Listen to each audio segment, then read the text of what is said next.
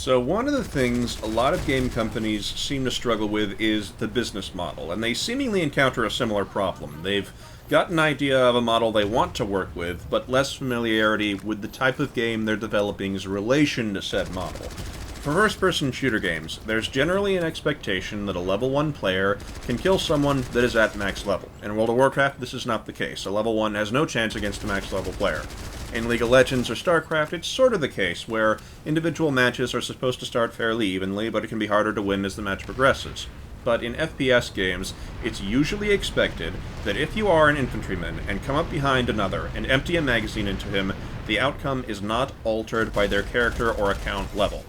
This presents a challenge when it comes to monetizing and bringing in revenue. If you sell maps or modes, you segregate and weaken the game's ability to pull in population by splitting the community. If you sell upgrades, you risk becoming pay-to-win and an assortment of other problems. If you sell only cosmetics and boosts, you risk not making enough money at all. And if you go full retail price, you risk flopping without a big enough marketing budget and AAA publisher.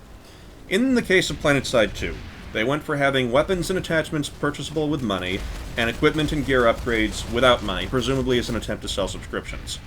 When a game comes out and it's hyped, people are sort of blinded like deer in the hype headlights. If you criticize the business model at the time, a lot of people would tell you to shut up because they need to make money somehow, or it's free to play, so don't complain, even though that's in no way a financial viability refutation. In today's first-person shooter games, generally the most important items are the gear and equipment rather than the individual firearms. You play Battlefield 4, you may be grinding kills with a bunch of different assault rifles, but if you have the medic defibrillator, your primary point income and utility as a medic remains, regardless of which assault rifle you're using. Planetside 2 is the same.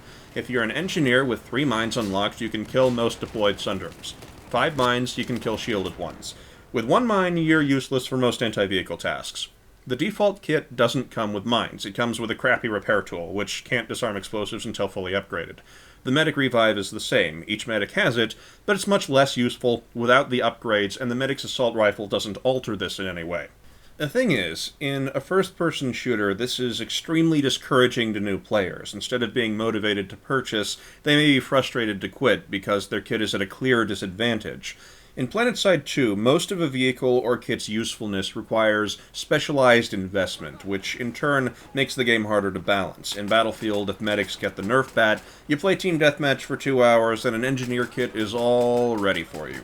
In Planetside, you have thousands of certs invested in medic, and the medic gets smacked with a Nerf bat. You won't necessarily have a useful and geared engineer kit waiting at your disposal. Even if a nerf is justified, it can have a very demoralizing effect, since with this kind of business model, a person probably invested money in a particular class or vehicle loadout, rather than a purchase of the whole game, so it's their financial investment that has been nerfed. This can make people afraid to continue investing.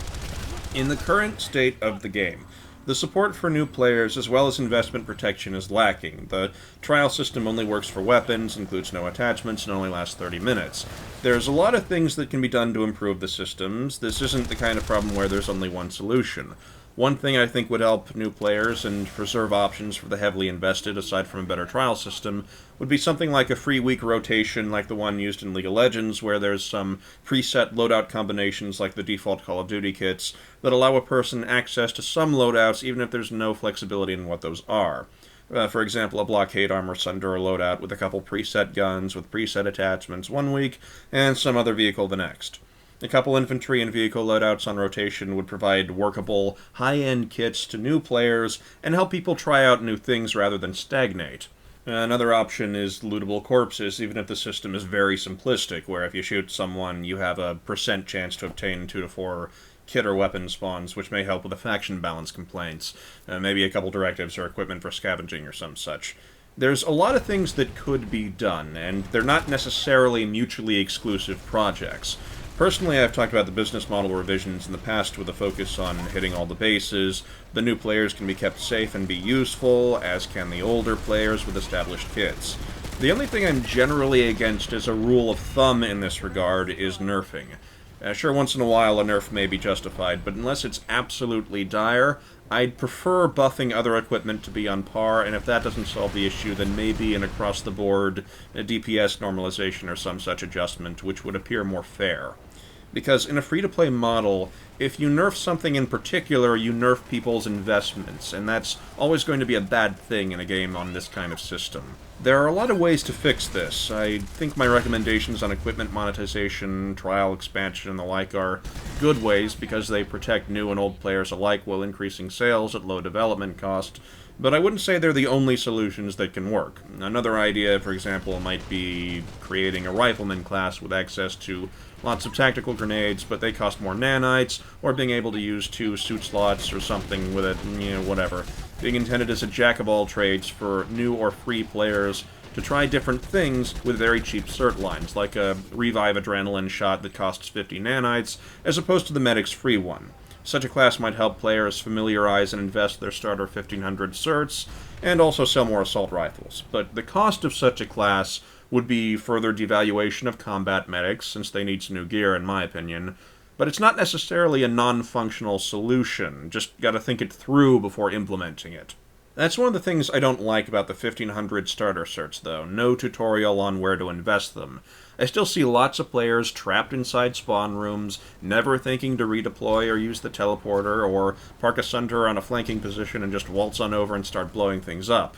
Often no one contests me when I do it, but that's not really a good thing in the abstract. You can go a long time being ignorant of things because you weren't educated to it. Personally, I think a lot of improvements related to retaining new players and protecting old ones are not that out of reach. Was that my point with all this? I don't remember. Yeah, I'm still on painkillers. Later, YouTube.